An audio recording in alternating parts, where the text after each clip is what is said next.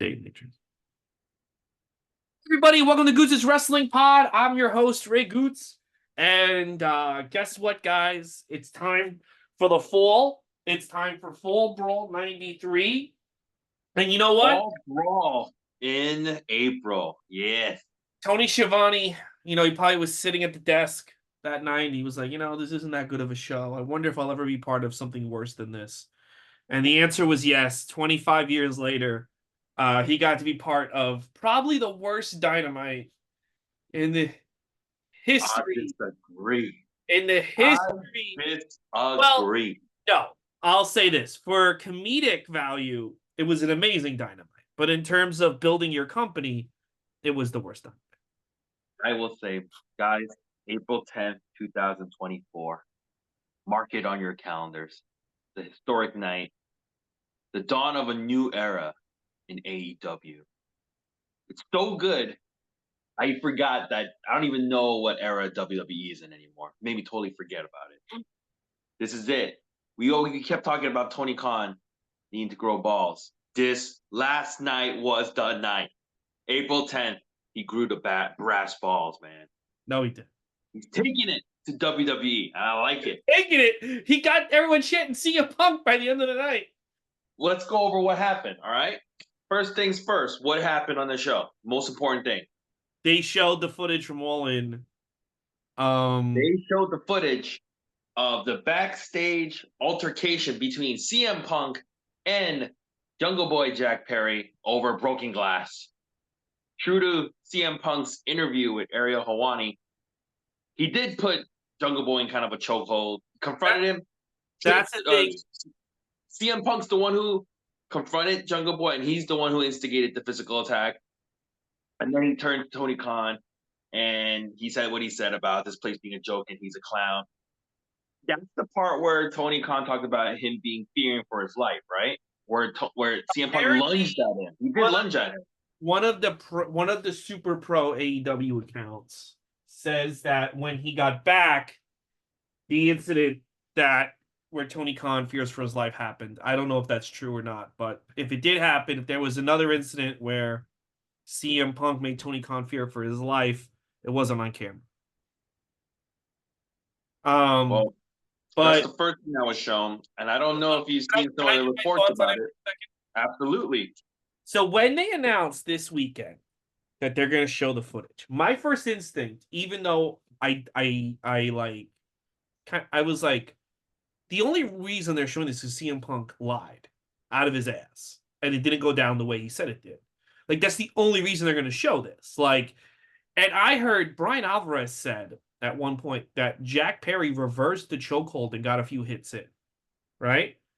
So I thought maybe that's going to happen. Like, but even still, I'm like, but I'm still not going to care, right? If that happened. But I thought, because this company, it constantly surprises me with how stupid they are, I thought you're going to show it because CM Punk fucking lied. And he was made to look like a bitch. And he didn't lie. He told the truth 95%, which, when you're in the heat in the moment, I got into a fight in the streets in 2013. I can tell you what happened. I know I'm going to leave out one or two details because I'm getting hit and I'm throwing fists and I'm in the middle of the street and I'm not ready for that. So you forget things. So for people to be like, oh, CM Punk left this part out, he's a liar. You forget. He got 95% of it correct. So when I saw that he got 95% of it correct, I'm like, why the fuck did you show that? You see the report? Supposedly, this was not even the Bucks' idea. They were kind of against it. Tony Khan. This was Tony Khan's idea. Well, to show the footage. And here's my thing about Tony Khan. If you, this whole time, could get the Punks to do something they don't want to do, why the fuck didn't you get them to work with CM Punk in 2022? You fucking moron. And on top of this footage, also in the episode, you had Will Ospreay calling out Triple H. Triple H talking about doing an interview over the weekend, talking about how if you don't want to grind, we don't want you. Well, newsflash for you, Triple H. Okay? You only got your job because you were grinding up on the boss's daughter, according to Will Ospreay. Why I thought this was stupid. Because Triple H didn't say this on the show. He said on the Pat McCaffrey show, which I didn't watch. I don't know anyone who watches that show. I saw some people posted the clip, and I was like, okay, I watched it, and I moved on my day. And he doesn't mention anyone by name. He could have very well been talking about fucking, Jonathan Gresham, right? Or Jordan Grace, right? Same thing could be said about the broken glass. Yeah, he never mentions anyone by name. So for Will Ospreay to walk out there, because right now Will Ospreay's on a hot streak, right? Will Ospreay is one of the top guys in the company, and he starts referencing this Triple H thing, like I heard it, and it was like on Raw or something, and then he basically says it's about me, and then he shits on Triple H for fucking Stephanie, which I mean that's been the same joke for 25 years. I'm like, why would you say, by the way, Triple H said they don't want someone who's lazy? I'm the lazy guy that they don't want. So it was about, that's me. He didn't say the name. You didn't have to address it.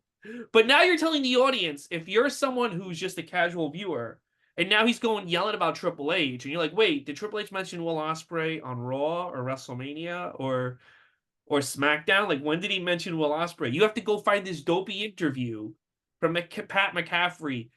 And it's like it was. You're wrong on a few parts. Number one, a lot of people do watch that show, and number two, once again, this was, according to some reports, Tony Khan's idea to address this as well. I understand that, but then you're telling the audience that this is definitely about me. Why do you want? You don't understand Wrestling 101. He's taking the fight to WWE. Tony Khan's going.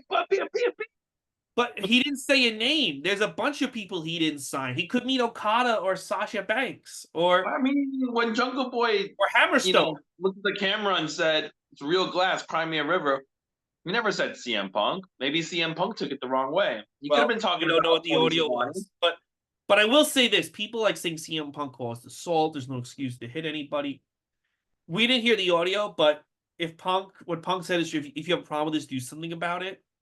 If you say that to somebody, you're not a victim if they do something about it. You've invited that to happen. You know what else happened on this episode? We got the return of the lesbian kisses on wrestling shows. That was the best part, bro. AEW is back. That was the best. Actually, you know what the best part was? Sasha Banks moaning in pain. I thought that was really fun.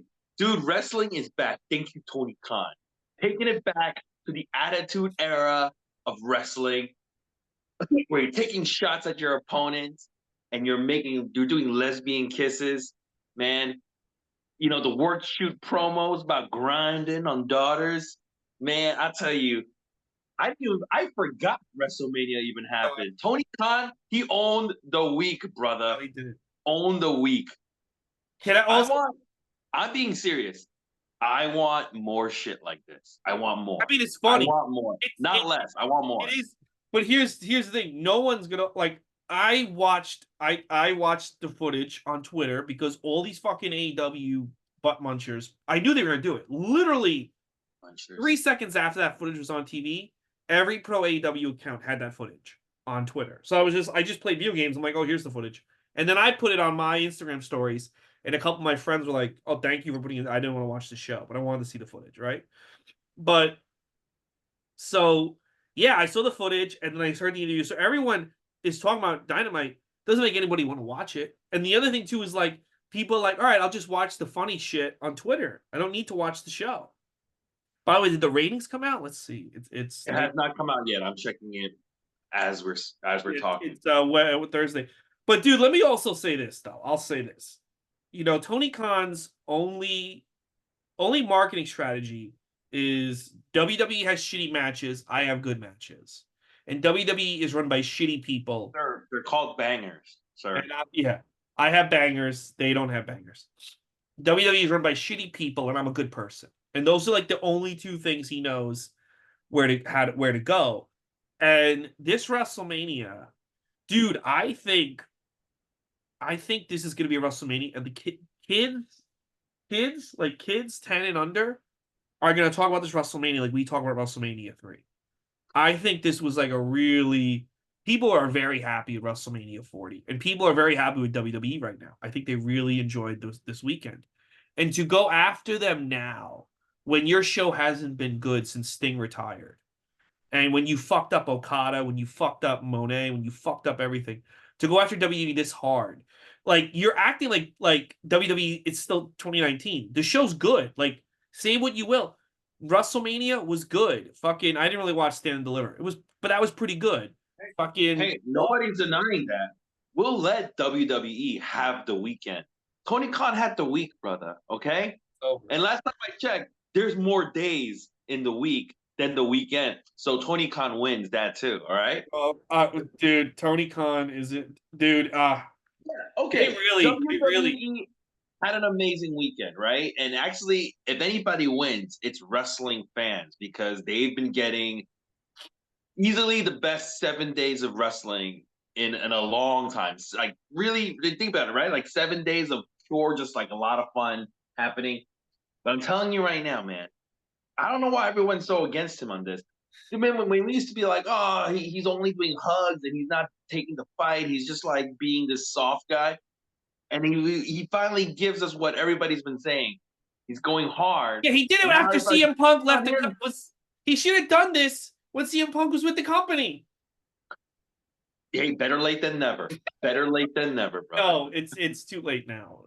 No, this is. I want more of this. I want Dude, more. they were chanting. Did you see the footage inside the arena when that was being shown? There was only like 5 people chanting. No, it was more than. Well, there's only 10 people in the building, Andrew. So Yeah, I know, but you know, still 5 people only chanting. dude, people were chanting CM Punk when the Young Bucks came out. Like, Dude, I'm pretty sure they're going to be chanting CM Punk on the next show and next Dynamite too.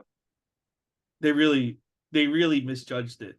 But it is I fun. will say it's fun, and I can't wait to look at that. I mean, if you think of it this way, he's already with this one episode killed all that talk of the WrestleMania. It stopped already. You see this? I still see people talk about WrestleMania. No, no, no, no. Come on, man. Everybody's talking about AEW since last night. Yeah, but nobody That's wants to watch AEW. He did his job. Boom. He did his job. We'll see. We'll see when the ratings come out. And you talk about like, oh, well, this, that. Like if they had tuned in, say people just want to watch it on social media. No, that's not true because now they're finding out, oh, there was a lesbian kiss. Oh, Will Ospreay called out Triple H. These are all these moments that people are gonna want to You could tune just into see on Dynamite Twitter because these because AEW. you don't know what, but you don't know what's gonna happen. You don't know I what's know gonna what's be gonna happening. happen. Nothing good. No, that's not true. That's not true. No, we'll see. We'll see. But I'm telling you, I'm enjoying this. I want more. I want more. This is wrestling. All right. This is late 1990s, early 2000s wrestling. All right. This is what we were looking for. Speaking of too hot to handle. Speaking of this is wrestling. WrestleMania weekend just happened. Me and Andrew Lee, we were at the ECW arena barking. Dude, I gotta admit, I haven't barked in years, but if I had to bark, I'm glad it was in front of the ECW arena. I haven't barked in years, but when I was it was kind of fun barking at just wrestling fans. Yes. Yeah. It was Yeah. very Well, weird. if that was any other, if that was like if that was any other venue besides the wrestling, I wouldn't have done that show. But we did a show. Didn't feel like work. Yeah, we did the show Friday, and then we did the Laps fan on Sunday. And I just want to thank you, Andrew, being such a big part of WrestleMania weekend in Philly. I think it's a weekend Thanks I'm for always going to having me. remember. What happened? Thanks for having me. A lot of people, great cosplays, by the way, who went to that ECW show. Did you Yeah. see?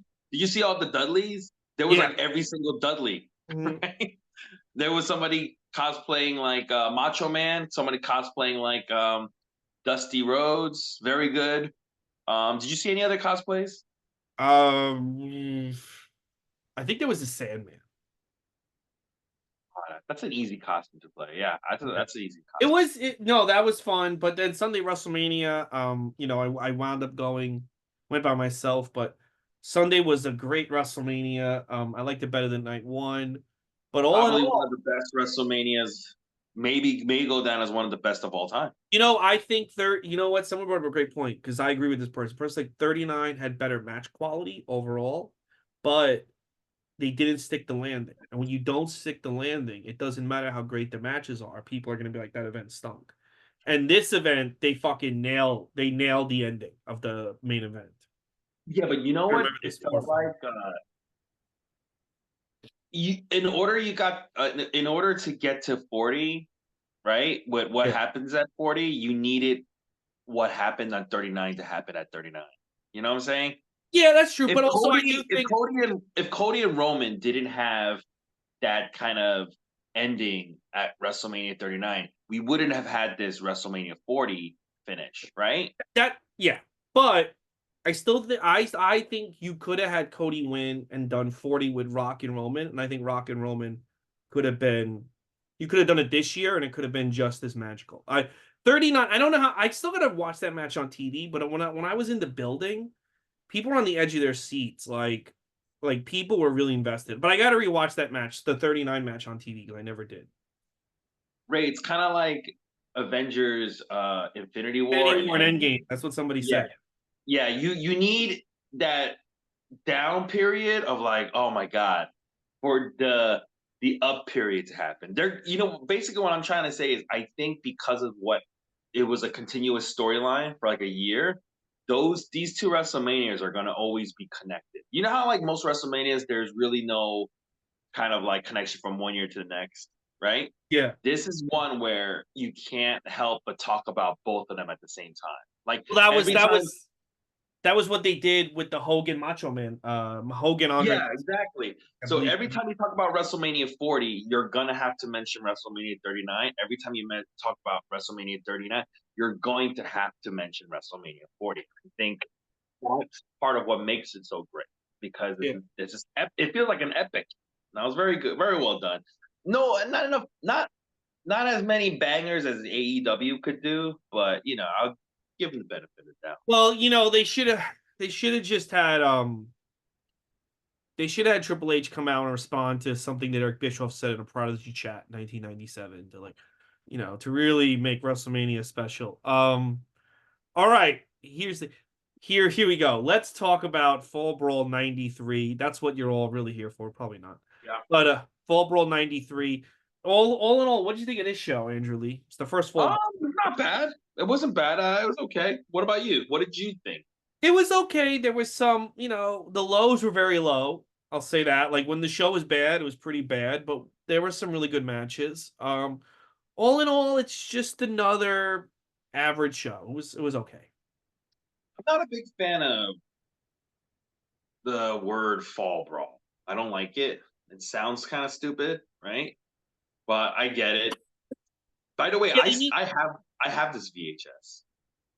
Oh, you do. Wow. Yeah, this is one of the ones I have. I've never watched it. I bought it, but I have it. But I don't need the Well, VHS. now you don't have to. You saw it here. Yeah. I kind of get it's a good name for September pay-per-view because it kind of indicates to the wrestling fan that like, all right, now we're kind of entering Fall? if they knew what they were doing, the road to Starcade. Like we're getting into like the winter pay-per-views. Yeah, I guess. Fall Brawl 1993 War Games. One will rise, one will fall, which is already stupid because War Games is not a one-on-one match. It's like 4-on-4. So I what is think they this? meant one team will rise, one team will. Well, it doesn't ring out like that. But anyway, it takes place September 19th, 1993 at the Astro Arena in Houston, Texas. 6,000 people will be there. Speaking of More than AEW 6,000, had last night to see the Punk footage. well, speaking of 6,000, AEW Dynasty happening on April 21st. Right now has over 5,000 tickets. So do you think they're going to reach 6,000? Yeah, I can see that. All right, they'll be the same record. They're going to have around the same attendance as this Fall Brawl 93, which wasn't a bad turnout when they showed the arena, right? No, it's pretty good. People were enjoying themselves. I did enjoy this intro graphic that they had. It starts off with a black and white classroom, like an old school classroom setting, right? And then Mhm. it turns into a color graphics and it goes through the card.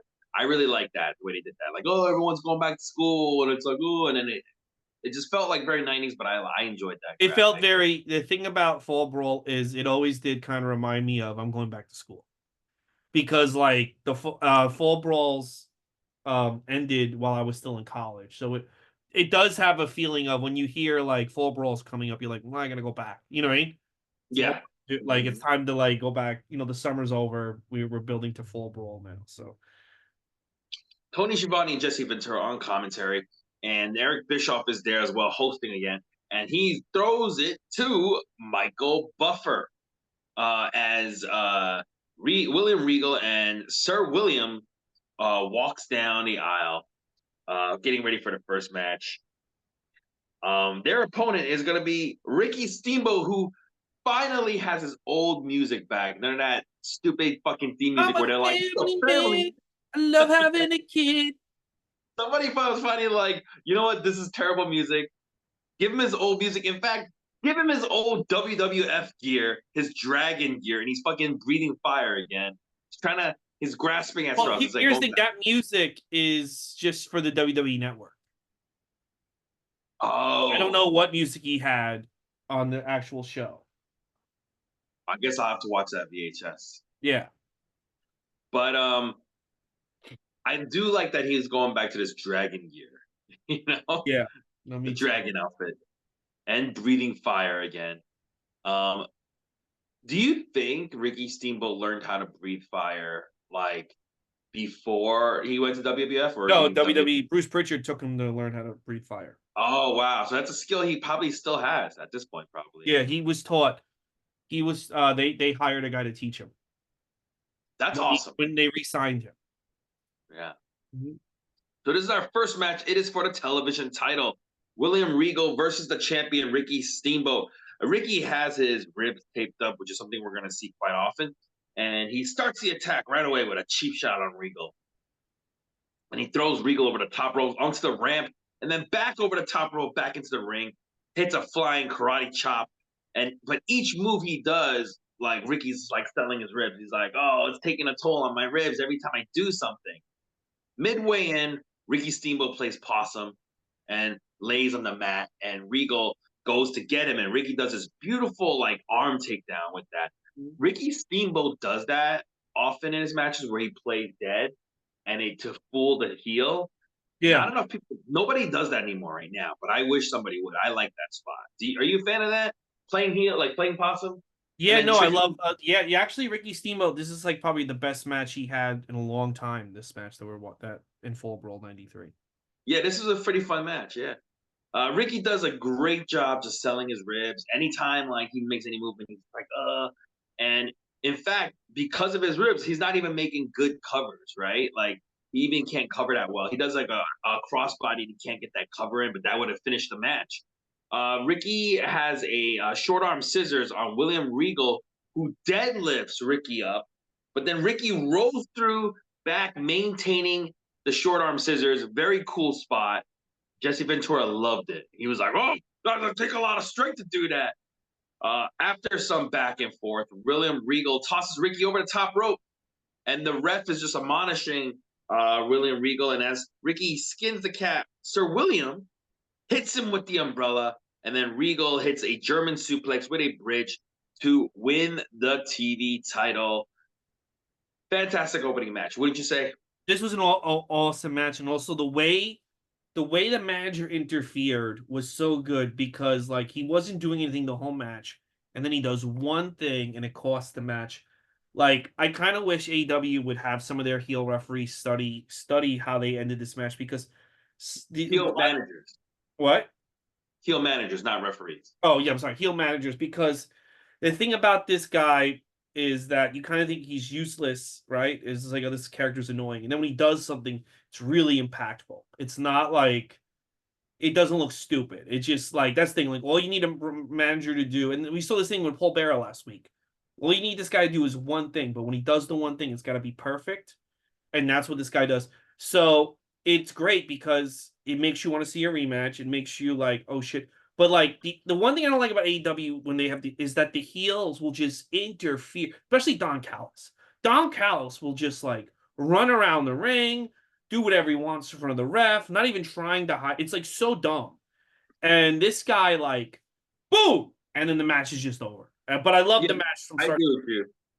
The manager's doing the one thing that just turns the whole tide of the match. Yeah, Even this is the one his one umbrella hit. costs Ricky Steamboat the match. But you're Yeah. right. He doesn't. He's. I don't think he moved the whole match until Yeah. that moment. And that's all you need him to do. Yeah, Yeah. I And agree. I I really agree. loved. I thought this was the best match on the show. This was it might be. It was a very good match. Yeah. Great. Um Great start. Great start, yeah. Mhm. Eric Bischoff, he's with the Nasty Boys, and he goes, I heard you guys kept talking about a secret you have. What's the secret? Tell me the secret, but they won't. But They're like, instead Vince they said, pooped on us. yeah. They didn't tell the secret, but they said they're gonna finish off the horsemen and um with a bull. Oh yeah, they said they were gonna hit a top rope bulldog and we're gonna finish them off. And that's how they're hyping up their next match. But that's not the match we're gonna get. The second match is gonna be Big Sky, who played Sabretooth in the X-Men. Mm-hmm. And in 2019, he was actually in a movie with John Cena. And he is this, but at this point, he's not an actor. He's just a wrestler. He's going to be wrestling Chippewa Native American Charlie Norris. Or as, Wish.com Tatanka. yeah, or as my friend and I used to call him, the out of shape Tatanka back then. Mm-hmm. Yeah. He is not in good shape. He lacks like muscle. You get a "We Want Flair" chance during the feeling out process of this match. Big Sky, he takes charge, including hitting a choke slam, a big leg drop, but he misses a knee drop, and Charlie Norris capitalizes and hits a big boot to win, and then does his shitty rain dance afterwards. What do you think about match number 2? Bad. I It's mean, this I can't. This shouldn't be a pay-per-view match. This should be like on I our mean, TV show. these two guys should even be on NXT. Little, I mean, these two guys shouldn't even be in develop. These guys, do you think they just like we just need a Tatanka? So they brought this guy looked horrible, and you could hear this is the first time ever where you hear fans chanting boring. Like I haven't heard that yet on these older shows. Like, but this is the first. You know why? Because you can't follow up Ricky Steamboat and William Regal like with this shit. This shit's an abomination compared to those two. It was horrible. It was one of the worst pay-per-view matches I've ever seen. It wasn't as bad as Abdullah the Butcher, Carlos Colon, but Yeah, I mean, granted, this match was quick. It was very I quick. know, but like there's a reason why these two guys went nowhere. They're horrible. They're two of the worst wrestlers I've ever seen.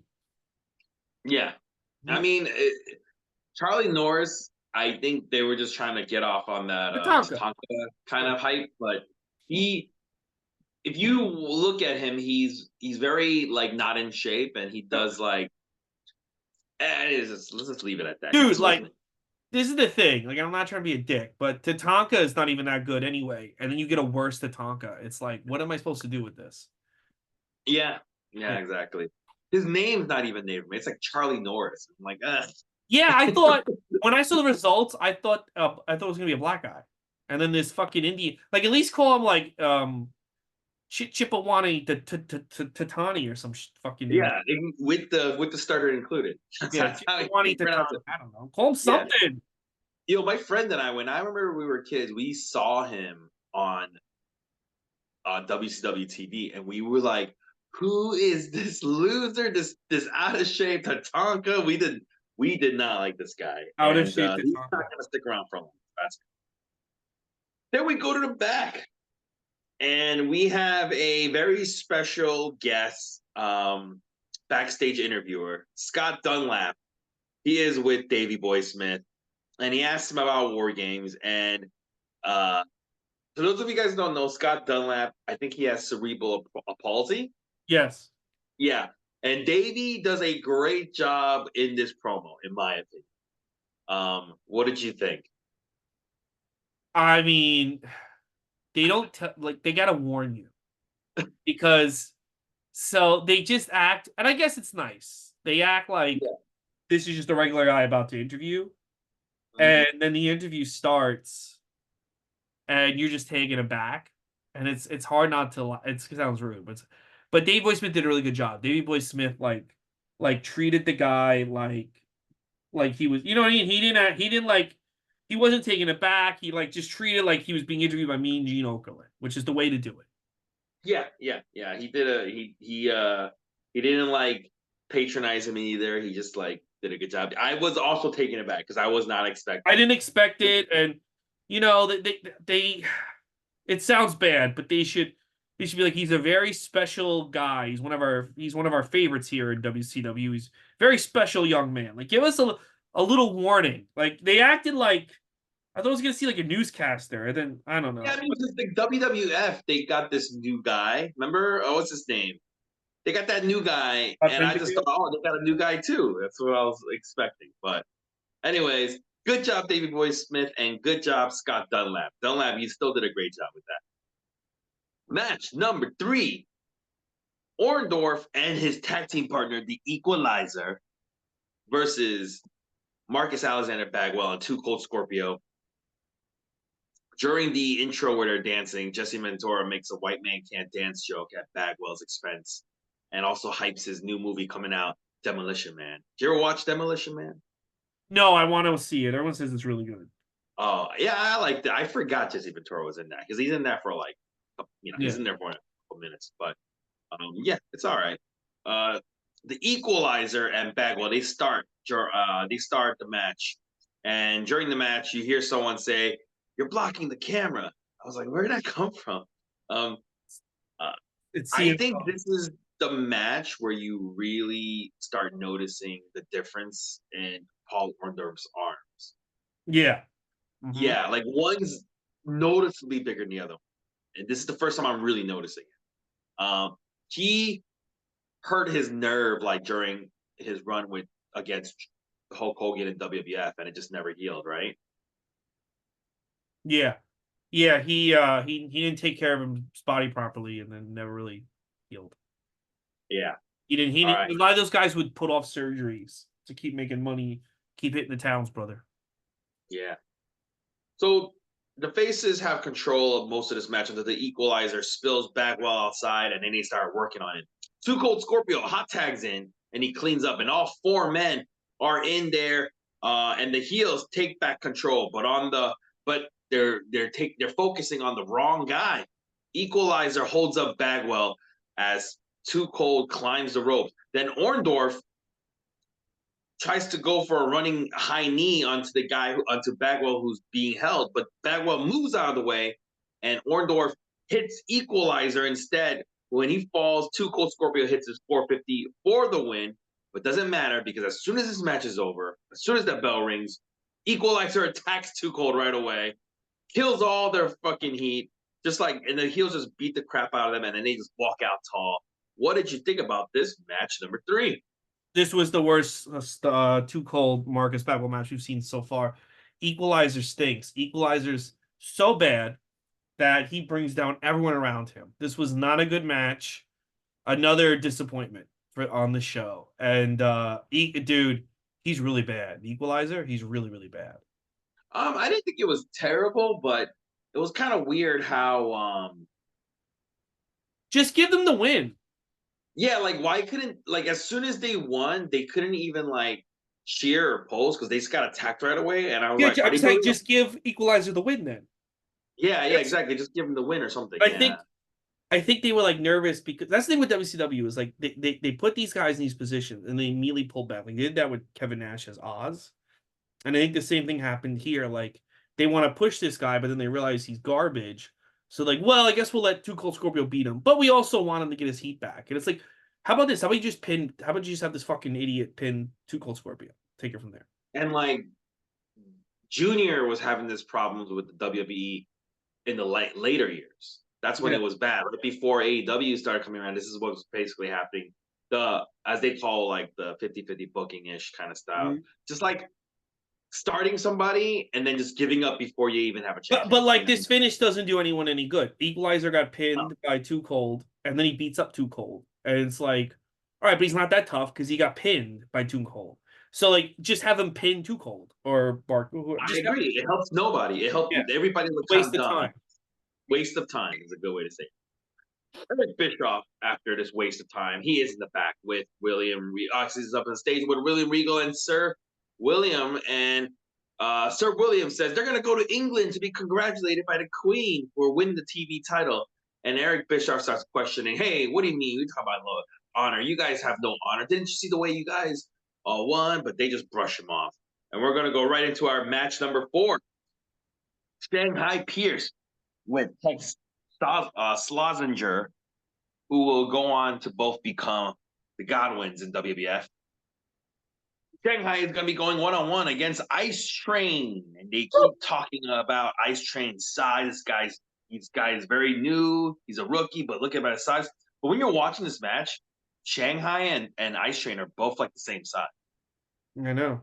Yeah, I was like, I didn't realize how big the Godwins were until you see them in WCW, because everyone in WCW is big, so they just look like regular sized guys. But then you see them here, like, oh fuck, these guys are huge. I think also like when Henry O. Godwin was wrestling in WWF, he was wearing like a T-shirt and stuff and overalls, so you can't really see him. Here, he's actually wearing like a singlet, so you see his muscles more, and he is huge. Yeah, I didn't realize how tall he was until he's in there, and I was like, this guy is really big. Mm-hmm. And what do you call it? They're both the same size, but the only difference is Ice Train, he's undefeated, and he does a lot of choo-choo. He does that a lot. Yeah, he likes to choo-choo, yeah. Ice Train lasts there until the end. He's still wrestling in 2001. He just somehow hangs around till the very end. Yeah. So Tex gets on the apron, and the Texans, they try to use the bull rope to clothesline Ice Train, but Ice Train just runs right through the ropes, and he power slams Pierce to get the win, and then he pounds on both of them afterwards.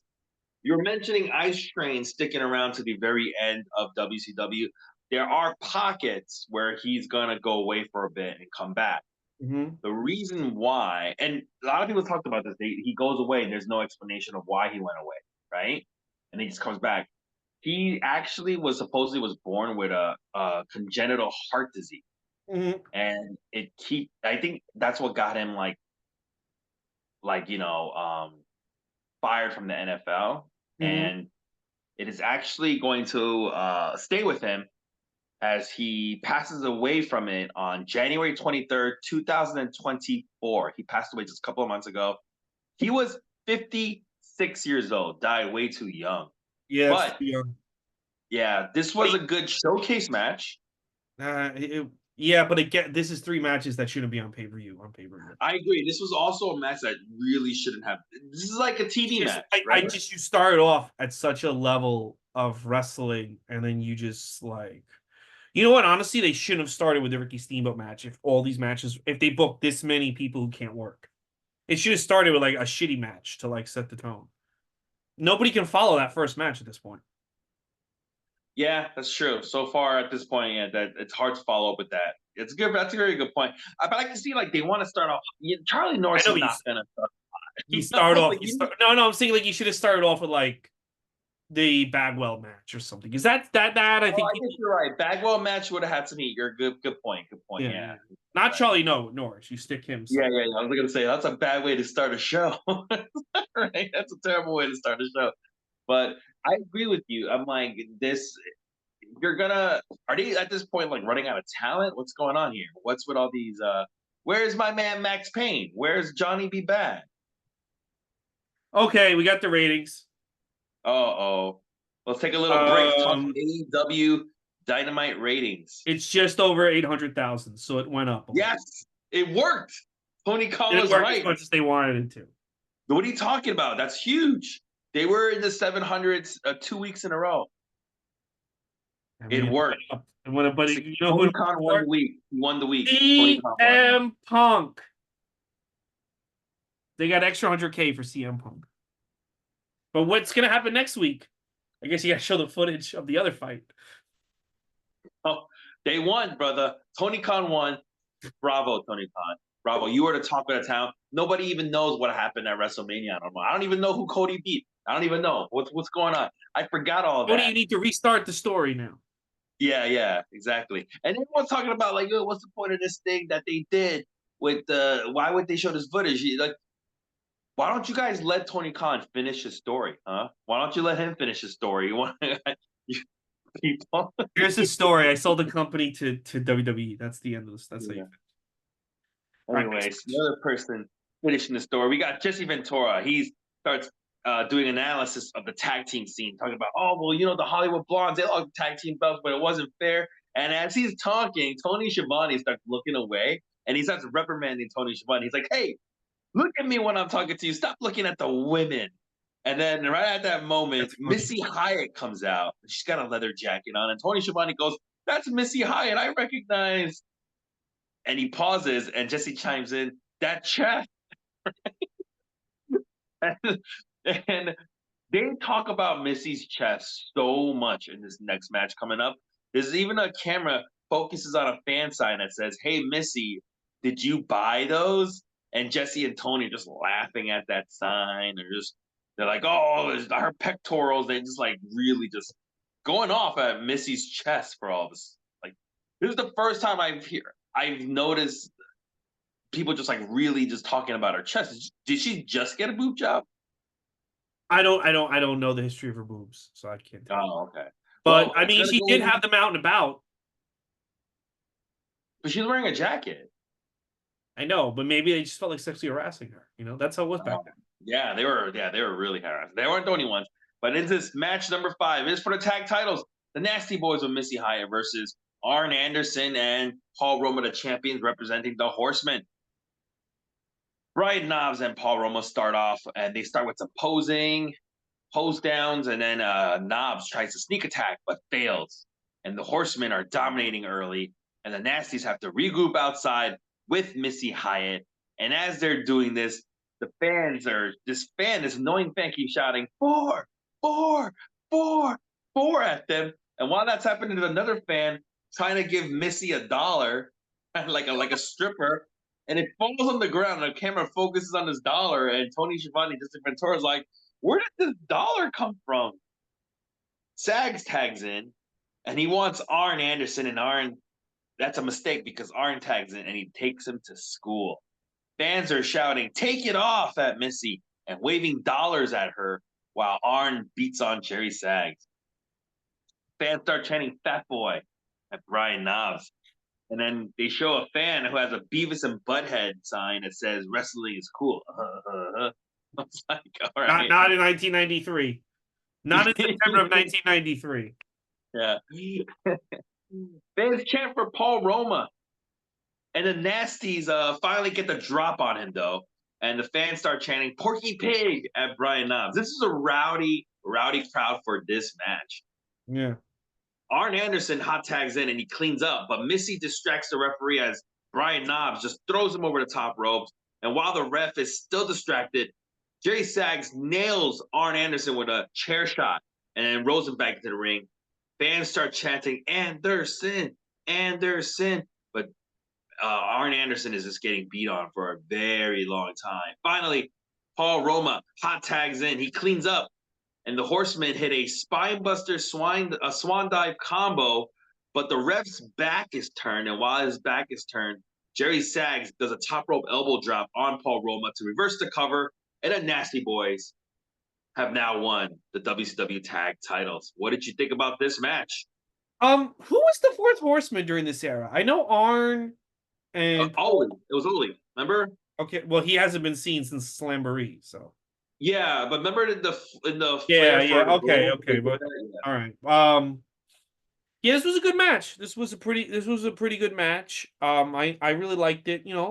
Listen, Paul Roma, not as bad as people say. He's one of those. He's one He's of not. Paul Roma can actually work, and he looks like $1,000,000, but it's just like he's kind of like the personality void is there, right? So you yeah, automatically think he's not good, but he can actually wrestle pretty well. He's also not big, like height wise, he's kind of small. So I guess that kind of adds to it too. He reminds me of like a Tony Nee, you yeah, know?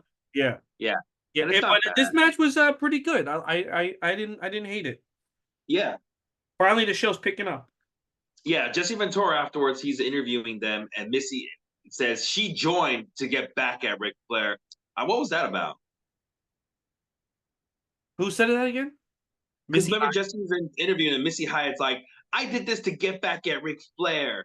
There must have been Like, an angle on the TV show. oh, okay. We're I thought not. you might. We didn't grow up. Yeah, I start knowing more about. I didn't really watch Saturday Night or anything, so I don't know. So maybe Ric Flair said something to her on Saturday Night. I don't know. Yeah, maybe. But yeah, I agree with you. This was still a fun match. The crowd was super into it.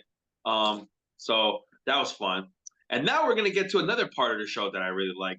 We get a recap of the Cactus Jack Vader feud, where Cactus Jack won the first match that they had with by a countout, and Vader really gets pissed off about it. So he demands a rematch, and in that rematch, he powerbombed Cactus Jack on the concrete, Yes. and he has to get stretchered out. I remember watching this as a kid. I know it's 1993, but I thought this was real.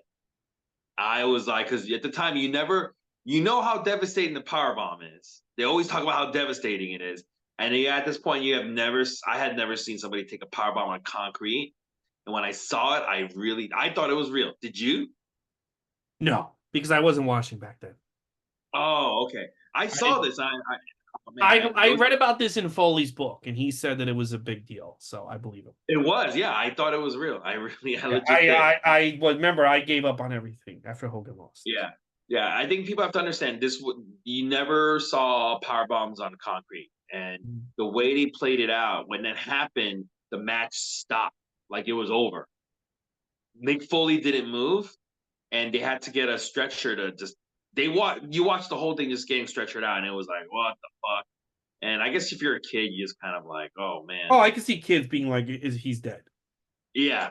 Then in this recap, they start doing the thing where they're searching for Cactus Jack, and they show his like frumpy wife, and they show Cactus Jack living as the king of the bums in Cleveland, And he but he has doesn't remember no anything. beard, which is crazy. Yeah, and he doesn't know anything because he has like memory loss. I remember some of this because every week they would have like a segment.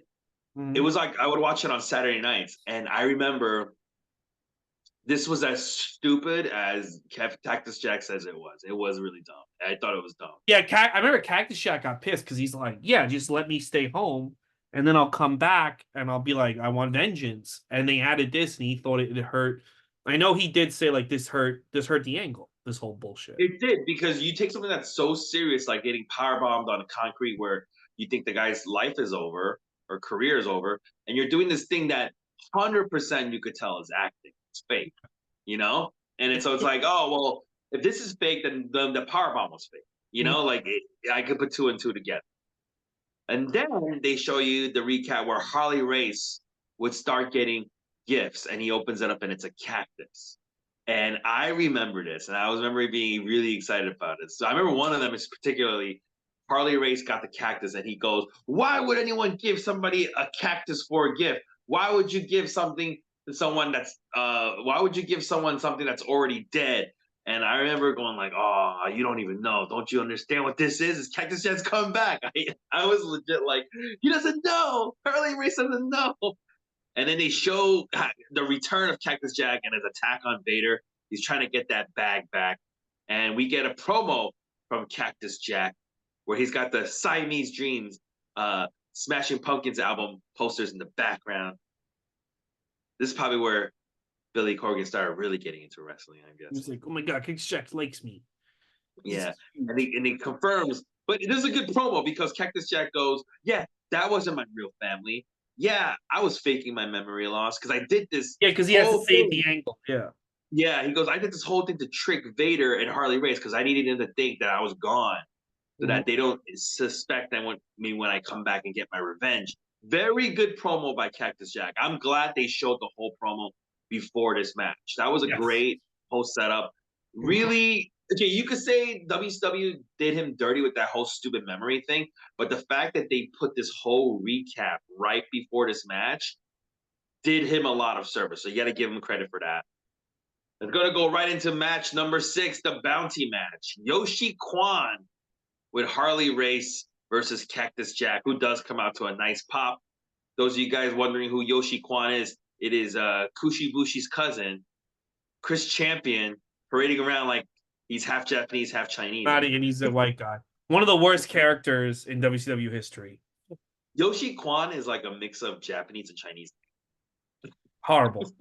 Yeah. Horrible. It's one of the worst Yeah. things I've ever seen. I one night because they have 90. I wish they would upload more.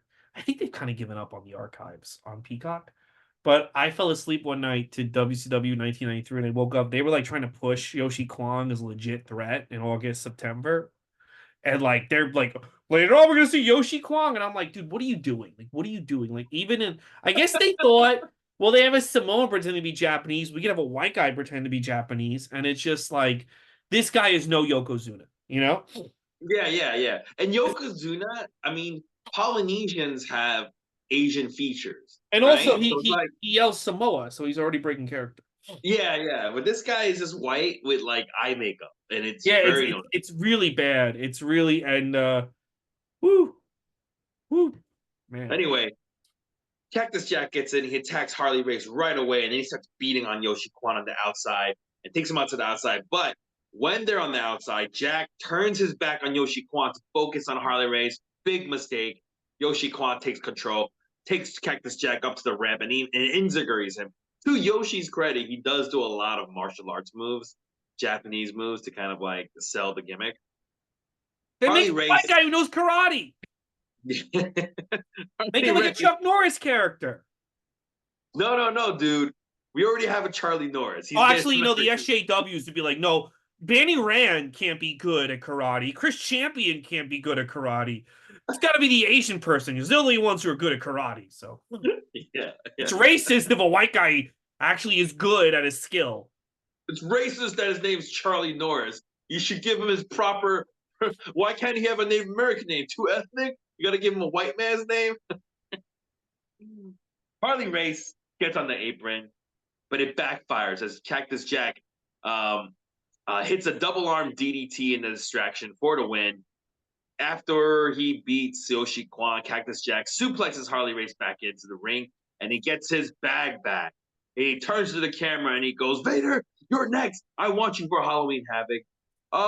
Even though this technically, I guess, could have been a TV match, I really liked it being on the pay-per-view. This was good. It was good to see Cactus Jack just get him because he never had this. I mean, I even feel like in WWE, he would even if he was fighting a jobber, he would get his butt kicked just a little bit. Even in WWE Yeah. champ, Mm-hmm. this was the first time where he's just seen as a badass. Here's my only problem: he's going Vader, Vader, I want you. Vader's in the building.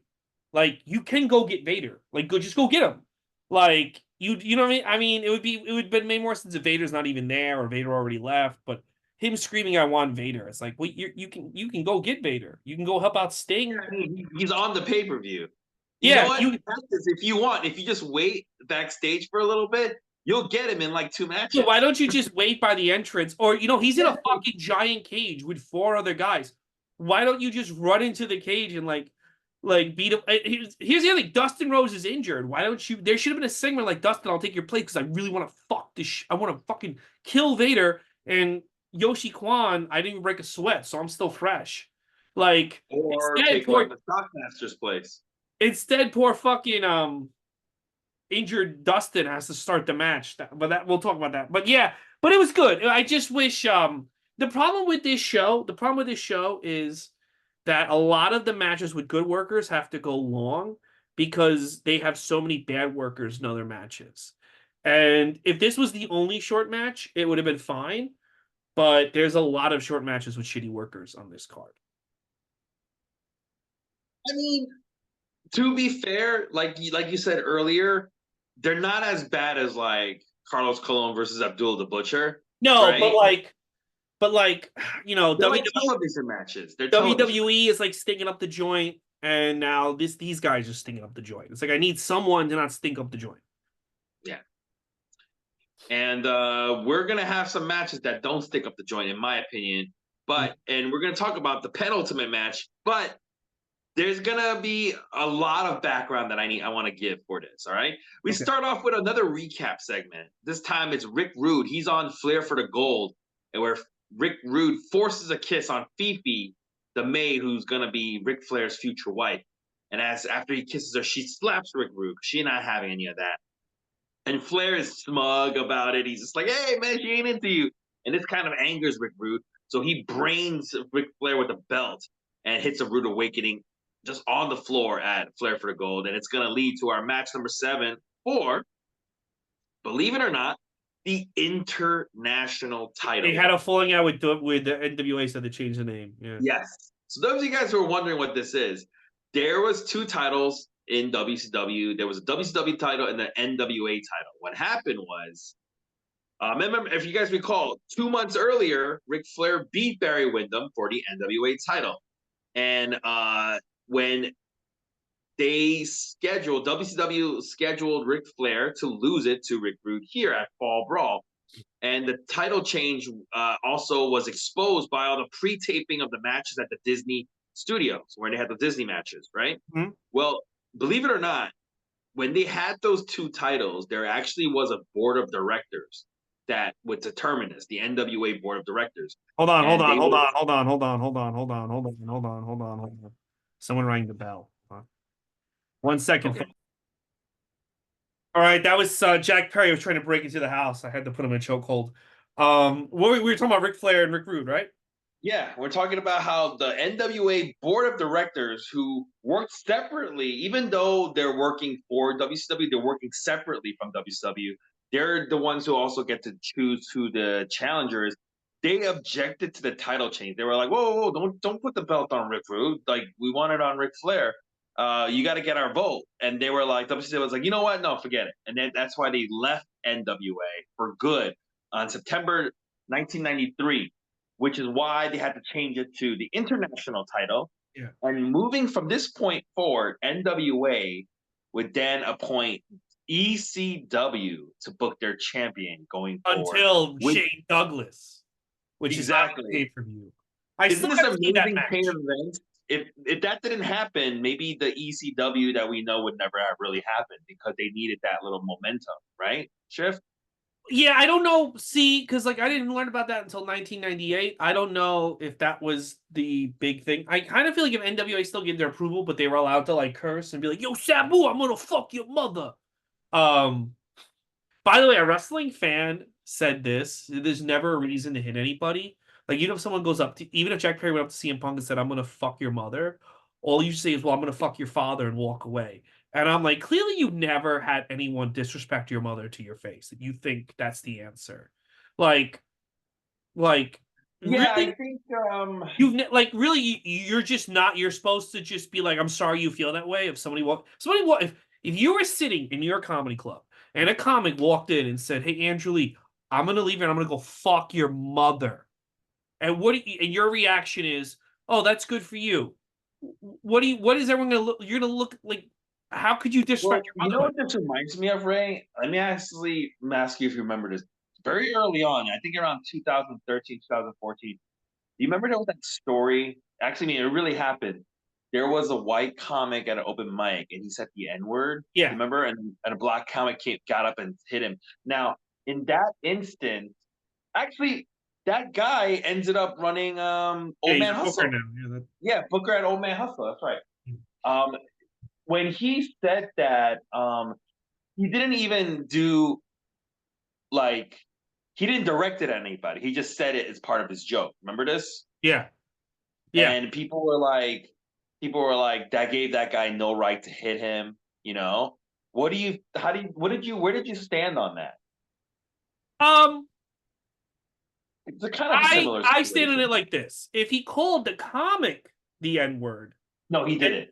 Okay, if you just say it in general a joke, I think that you should have a talking to, and you should also be banned from wherever you're performing if the booker doesn't like it. But you should definitely, if you're a black person, have a talking to. But I don't think you should punch him there. But I do think if the guy then you said the N-word, and the comic was like, "Yeah, that's right, you N-word," then the black comic has every right to punch him in the face.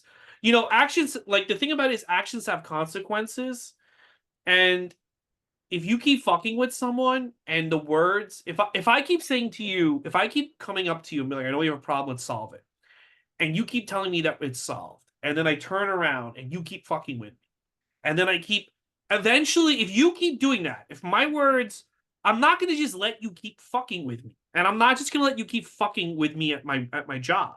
Eventually, you have to get punched because that's the only way you're going to learn, and I don't think that's really that bad of a thing. You know what I'm saying? I also think you have to understand this is a wrestling business, so yeah, and that's the other thing. Yeah. These guys, I've been at the gym. These guys, even if they're not doing drugs, I drink those energy drinks. You get pumped up. You're about to go out there and pretend to be violent. You have to be in a mood to pretend to be violent for 30 fucking minutes. All right. We want these guys to hit each other with fucking steel chairs and fucking beat each other with cinder blocks. But we also don't want them to actually like have a temper or something. It doesn't work like that. All right. If you want these guys to be nice and calm, then go watch fucking people reenact Shakespeare plays. Okay. And even those get violent. So that's not even the right thing. Go watch people like fucking give math lessons. This is not. You want these guys. You want people love AEW because it's so violent. To get in that mindset, you have to be fucking amped up. And if someone gets in your face, when you're amped up, you're more likely to punch them. So I don't know what you expect from a bunch of half naked men who are on steroids, who have to fucking cut each other's foreheads up so fucking Dave Bixby can get a hard on. Doesn't matter. The most important thing you have to remember is this: But AEW's also, Dynamite's ratings went up. but Okay, also, guys, if I'm it a half worked. what? Yeah, did you go up? If I'm a half naked man on steroids and I have to go fucking get my forehead cut up, and someone walks up and he goes, "I'm gonna fuck your mother later," I'm probably gonna fucking put that guy in a headlock. And I'm sorry if you don't, we're not working in an office, we're not working at fucking Target. We're about to fucking mutilate each other in front of 70,000 people. So don't fucking get in my face before I go do that. Is somebody get in your face? No, I'm talking about CM Punk and Jack Perry. See, I'm telling you, Tony Khan's already in your head, man. He's living rent free in your head. He won, brother. Tony Khan won. Hey, who won? Cody Rhodes. Yeah. So before You this did win, match, Ric Flair, but let's keep going. yeah, before this match begins of Ric Flair versus Rick Rude, Michael Buffer does the announcing and he includes his "Let's get ready to rumble," and everyone goes ape shit. Then he calls this match the title, the Wrestling Heavyweight Championship of the World. Doesn't even know it's international. That's okay. It's okay because it's still gonna be good. It's Rick Rude before the match begins. Also gets in the microphone and he has a cartoon drawing of Ric Flair all beaten up, and he says, "After I beat you up, I'm gonna have your woman." And he disrobes to show Fifi is on his tights. Jesse Ventura says, "Rude will domesticate Fifi back to women work." And Tony Schiavone starts going, "Hey, Sarah Lee, who is our audio person, she might cut off your mic, Jesse, and if you keep this this was funny. This was funny. And Jesse goes, "Sarah Lee, she makes cakes, so she already knows what it's like to be in the kitchen." And then she fucks with the audio. She cuts, and he goes, "I'm gonna start." Yeah. This was very WWE. I liked it a lot. Like in terms of like, this was really good. It's like a funny bit. It like made the company feel like a fun company to work at. Yeah, it was really good. Jesse keeps making these women jokes. So true to Tony Schiavone's words, Sarah Lee does cut his microphone off. And then Tony Schiavone, you could tell he's kind of holding back laughter. He goes like, "Yo, are you going to apologize?" And then Jesse Ventura eventually gets back on, but it was really fun. Yeah, I agree with you. That was a lot of fun. It was really funny, and it kind of made like, I like things where, because I feel like sometimes like when Edge gave that speech, and even when Triple H did, "I just want to thank you," but things like this make you feel it's more genuine. Like these people actually really like each other, you know? Like Sarah Lee, Tony, Jesse, they actually really, really get along, and they have a really good working relationship. And it's like, I want to work there, you know? And you know what? Also, it's like Jesse Ventura is clearly playing the heel commentator, and it's fun watching him get what he deserves. Yeah. You know? Yeah. So I liked it. Yeah, I liked it a lot. And it added to the match, I thought. It did, yeah. Because this is a long fucking match. Yeah. It is a long match. It's a 30-minute match. Ric Flair's in charge for most of the beginning. He's working on Rude's left arm. And the referee is Nick Patrick. And he goes to check up on Rude, who's not doing well in the beginning. And he's checking up on Rude. And Rude shouts, "Shit!"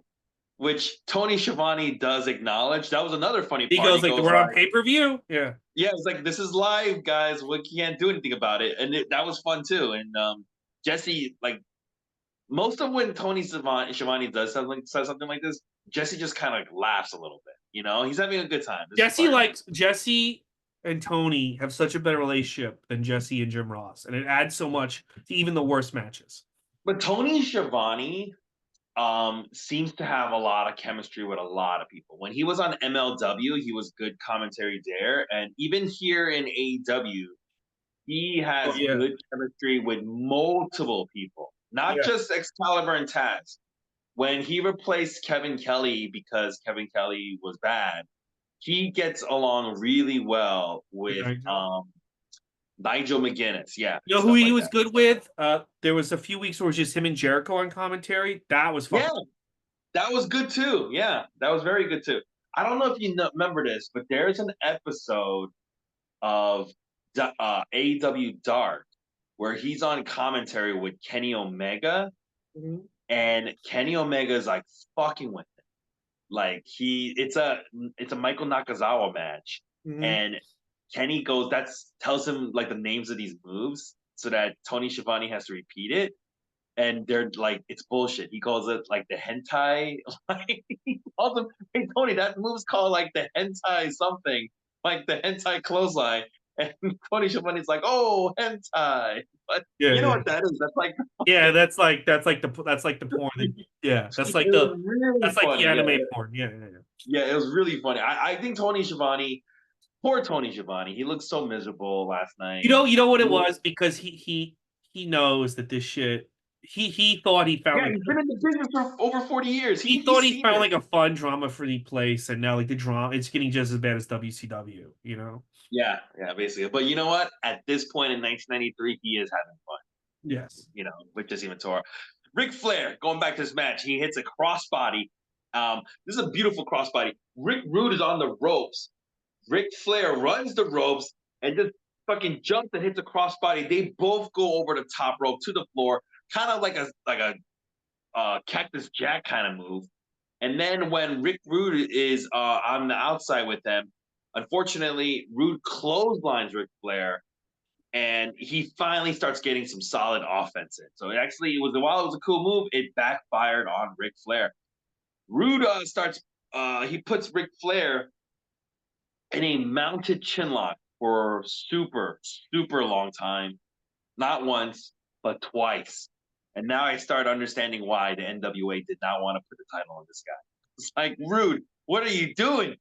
So boring. Rick Rude puts Ric Flair in a long bear hug on the mat after the chin locks. And then we get an above camera shot. And then you can start hearing Rick Rude calling the next spots, like going off the ropes and stuff like that. Like, I was like, come on, Rude. A bad camera shot, too. Ric Flair, he gets hung on the ropes on a gun stun and hits his first and only Flair flop of the night, which gets some laughs. This is when I like Ric Flair doing the Flair flop. I don't know if you noticed in some of it, his thing in WWF that wasn't good was he would do the Flair flop like multiple times in one match, right? And I it know would that's just like because in WWE they're like you got to hit all your moves over and over and over again. yeah, but here he did it once, and that one time he does it, it does get like because it's only once, it's more impactful. Rude goes up to the top rope, goes for a top rope attack, but Ric Flair catches him and mounts a short comeback. And then Rude tries to go for the Rude Awakening, but while he has Ric Flair starts biting his fingers, reverses it, hits his own Rude Awakening, but Rude gets his foot on the rope. Cool spot. They keep fighting, and while Rude is on the floor, Ric Flair goes up to the top turnbuckle and hits a hammer drop onto Rick Rude to the floor, and then gets in the ring and starts strutting. Ric Flair like DH'd like 10 years in this match. He was like all over the place. He was just doing everything, doing moves that I had not seen him do in a long time. He had all this energy. Fantastic. Both are back in the ring. Rude hits a diving knee drop only for a 2 count.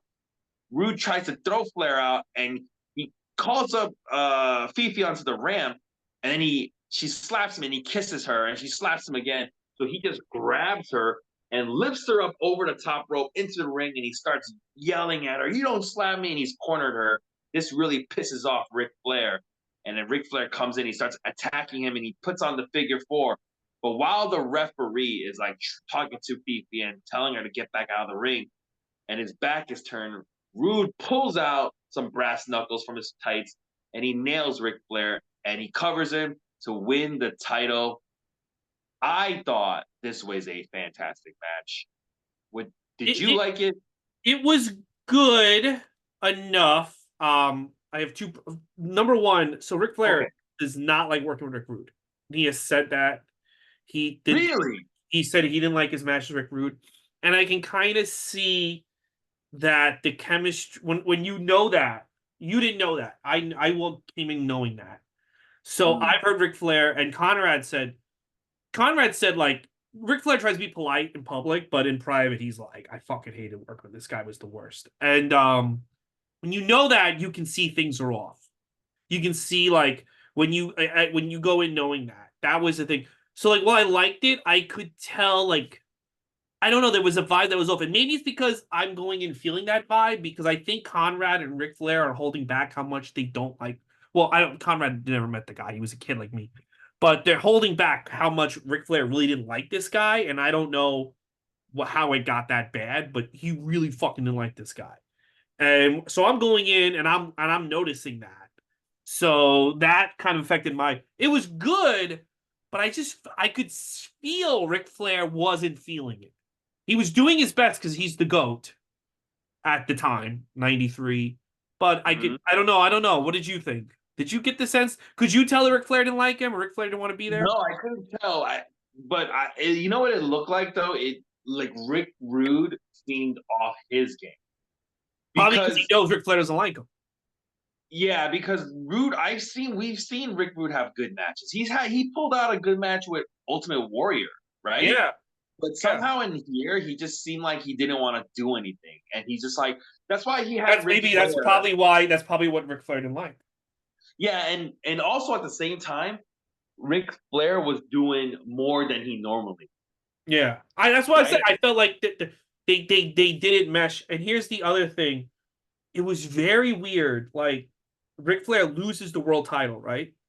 And they cut away from it. They don't even pay attention to it that long. They just act like like it was like a whatever match. Oh, Ric Flair lost anyway, and they just move on. And to me, I'm always like, if Ric Flair loses the world title, it's a huge deal supposedly in WCW, right? That should be like something you talk like you should have an interview with Ric Flair after and stuff. But the fact that they just like I guess Ric Flair lost and they move on. I think before the Sid Scissor thing, they were gonna like push Ric Flair down the card. I think what saved Ric Flair from being shoved down the card was number one, the Sid Scissor thing. And then Yeah, Hogan because now there's a void. and then when Hogan came back, Hogan said, I only want to work with Flair these first few months. And they had to get Flair strong so he could fight Hogan. So, and then Hogan always kind of kept Flair in a powerful position because, like, well, if I have a go to guy to feud with. You know what I'm saying? Like, if Flair's looks Yeah, like yeah. a fucking loser, I can't feud with him. Of So, course, yeah. That makes sense. but, That's why Tony Khan doesn't really go crazy on WWE. He needs that competition, you know? He needs But them.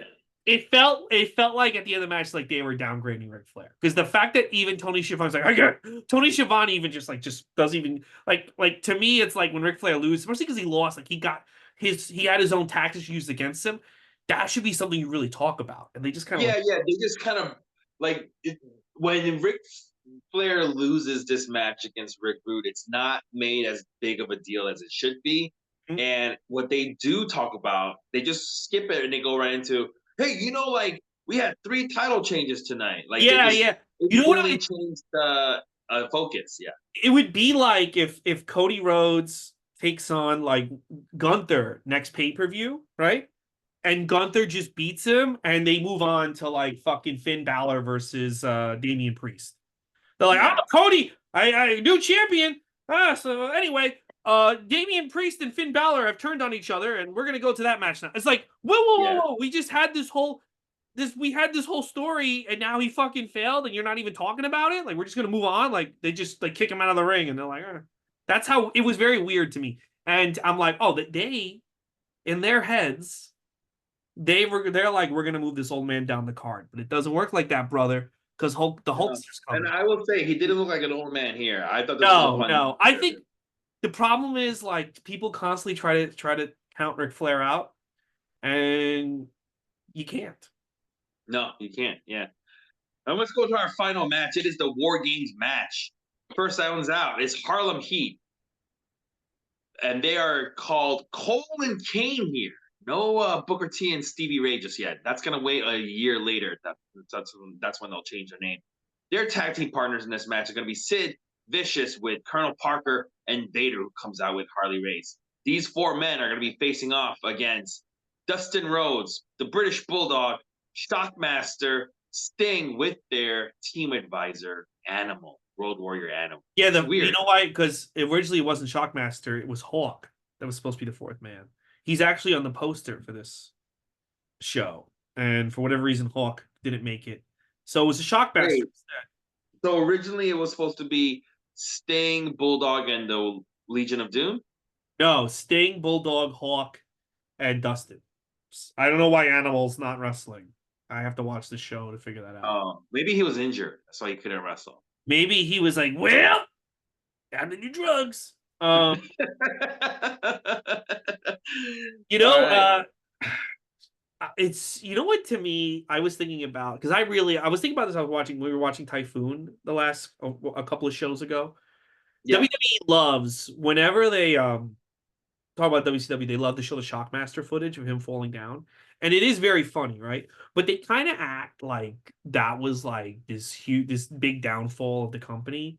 And like you watch this show and people are still into this match. Like, but I think Vince likes to harp on that. I think more it was Vince because he's like, you left and then you became a laughing stock. And I'm always gonna remind you of that, talking about Typhoon. Maybe, but they do bring it up here a couple times. Okay. Well, yeah, but Yeah. like WWE always they love to bring that up. And I mean, do you remember they even like had Dusty Rhodes dress like the Shockmaster and fall down on Raw once? Like they Yeah, always yeah, do. and they actually have I they have the actually Shockmaster Jack specific figure, by the way. you do have it? Hmm? I love it. Oh, that's pretty dope. Yeah, I remember they made a figure for it, which is I thought was pretty cool. You You know know? what I would have done though? Like or maybe this guy got out of the business by then. But I would have done when Earthquake turned good. And when he becomes John Tenta for a little bit in WCW, I would have brought back Fred Ottoman and had them be the Shock Masters and fall down all over the place. That would have been fun. Yeah, that's actually not that's not bad. Yeah, because at this point, like, I'm like, you could. I'm a big believer in that. There's a place for comedy in wrestling. You know. Yeah, So but yeah, Shock Masters here, and it's War Games yeah, time. yep. And Dustin Rhodes, he's got his ribs taped up, and the advisor Animal, he's like, no, Dustin, you're not gonna go first. I think we're gonna have Shockmaster go. But while when he's talking, Dustin just pushes him aside, and he just goes in there, ignoring Animal's advice, and he goes right into the attack against Vader right away, and even takes off his boot, and he starts beating Vader with the boot. But Dustin, because his ribs are taped up, Vader just starts targeting these ribs. And then the heels, they win the coin toss. So Kane of the Harlem Heat, he comes in next, and Kane and Vader, they start double teaming Dustin Rhodes. Sting is in next, and he evades the double team, and he starts taking it to both men. So it's 2-on-2, and Dustin's bleeding everywhere. Sid comes in at number 3 on the heel side, and the numbers game is just too much for Sting and Dustin. It's 3-on-2, and they're just getting their ass kicked. Bulldog comes in to even it up, and then Cole comes in last on the heel side, and he does this thing where he runs from one side of the ring and he dives over both the ropes into the next ring. He maybe hurt himself, but the fans love it. Shockmaster is the last one to come in. He comes in and he starts bear hugging Cole, who is Booker T, and Cole quits, and the match is just over. And that's how the match ends. And when the Yeah, match it was a very disappointing. A lot of great workers in this War Games match. Listen, abrupt ending. yeah, like I like Sid. I love Vader. Booker T, we all know about him. Stevie, everyone, and I would argue everyone in this match is a good worker. And it's so fucking fast, and didn't feel like War Games. It felt very fast. It felt very inconsequential, and I don't know. I honestly like. I would have been like, why don't we cut this fucking Charlie Norris match and give another 6 minutes to the War Games? Like, Wasn't there another War Games match that also ended abruptly, just like I out of think it was nowhere? the one with Kevin Sullivan that we saw at the Great American Wait, Bash. wasn't the one with like Wasn't Davy Boy Smith in one before as well? No, this Before is this one? the only time he's been in There one. was another match that was like a war games that just kind of ended out of nowhere. It was like it Well, was they just all like kind what? of, because someone has to say I quit. Yeah, They all and then kind of I end out of remember. nowhere. Yeah, I remember I seeing it. Anyway, I feel like this happens a lot. These But war this games. this one, but like the one I know you didn't like the '92 one, which I love, but that one at least had a lot of action before the finish. This like Mhm. I felt like it was just about to get going, and then they just ended it. Yeah, it was just about to get going when it just kind of ended out of nowhere. And I also feel they did that because they're like, well, we have the Shockmaster is supposed to get over, and now he's not. Well, what if he just wins really fast? Yeah, like he's the one who wins the match. And they do make a point of this because after this match, Tony Schiavone starts going, Jesse, you had a good laugh at the Shockmaster because he had the tendency to fall around, but he was the dominating force of this match. And Jesse Ventura is like, yeah, I'm trying to give him the thing. But when he's talking, they show you Shockmaster who, as he's rolling onto the ramp to get back on the ramp, and Jesse goes, look, he just fell again. Which I thought was really funny. And then they show Tony Schiavone and Jesse Ventura there closing the show, and Tony Schiavone goes, Shockmaster had a debut. He debuted on August 18th, and yeah, he had quite a spill. And as he's talking about this, Jesse's just like laughing. He's just like, yeah, yeah. like Yeah, I like they were mentioning him falling, and Tony Schiavone's trying to be like, yeah, we get it, he fell, but he's dominating. He's trying to sell it, but we Jesse get it. just We fell, but he's dominating. yeah, yeah. But Jesse just keeps laughing. Every time Tony Schiavone brings it up that he fell, you can see him remembering and just laughing at it. So I just don't think he could recover. It's just like just can't recover from that. Yeah. But So overall, that War Games match stunk. It was just like it was weird. You're right. It just came out of nowhere. it was like it's you order these shows, or at least I hope you do, because it's even a Fall Brawl War Games. So you want to see a nice long War Games match. You don't That really is care what about these other matches. And to me, it's like you're wasting my time with fucking Equalizer and Charlie Charlie Norris. and all this other shit. Like, and even like the Ric Flair match, that could have been 20 minutes. Like, give me the War Games match, but it is what it is. Listen, hey, we didn't order it. We didn't pay $30 for it. All in all, I would say watch the opening match, and I would say that's about it that I say you must see on this show. I think the opening match is fantastic. It's okay, but I don't think you're gonna miss anything if you just miss this whole pay-per-view. Yeah. It's rough because like I kind of feel like WWF at least pisses me off in this era. Like I'm like, what the fuck are you doing? This era WCW, I'm just like very like, yeah. I mean, yeah, you're just indifferent. You're just like, yeah. they're not doing anything that's pissing me off or anything that's getting me exciting. Maybe it'll change next week, but the last two WCW shows we reviewed, I was just like, yeah, it's guys wrestling. So let's review the next 4 weeks. Next week, Halloween Havoc 93, Cactus Jack versus Vader. Vader. In 2 weeks, Battle Bowl. Now that's gonna be my god. Battle Bowl 93. That is just Battle Bowl. It's 3 hours of Battle Bowl. I'm dreading that. Then in 3 weeks, it's Survivor Series 93. Team Lex versus Team Yokozuna. And then the Foreign Fanatics. Yeah, versus Allied Powers. And then in 4 weeks, we have fucking Starrcade 93, Vader versus Flair, daddy. So what are you excited about? What are you looking forward to? Wow, Vader versus Flair sounds interesting, 100%. Yeah. But what's going to be, I think it's kind of fun, is this is a time period where there's going to be a lot of people just jumping around. Right? Yeah, well, not these next 4 weeks, but yeah. No, I think it starts happening. You're going to see people going from the Boss Man, and Mean Gene. By the way, did you No, they're not the only ones. You're going to see people going from like, hey, we just saw this guy in WWF. He's now in WCW. We just saw this guy in WCW. He's jumping like, there's going to be some of that. I think it's going to be kind of fun. Yeah. Battle. I'm not looking forward to Battle Bowl or Survivor Series, but the other two shows. No, I'm not looking forward to that either. But all right, guys, we're gonna do it though. Listen, we go in order. Listen, there's some years they're not gonna be good, but we gotta watch them so we can see how bad they are. Yeah. Guys, that's the show. If you enjoy the show, subscribe to us. Goots' Wrestling Pod. Leave a review. Follow us. Follow me, Ray Goots. Ray Goots Comedy on TikTok, but on Twitter and Instagram, Ray Goots. Andrew on Instagram, Andrew Son of Lee. And next week it's Halloween, baby. We'll see you for Halloween Halloween Havoc. Thank you, guys.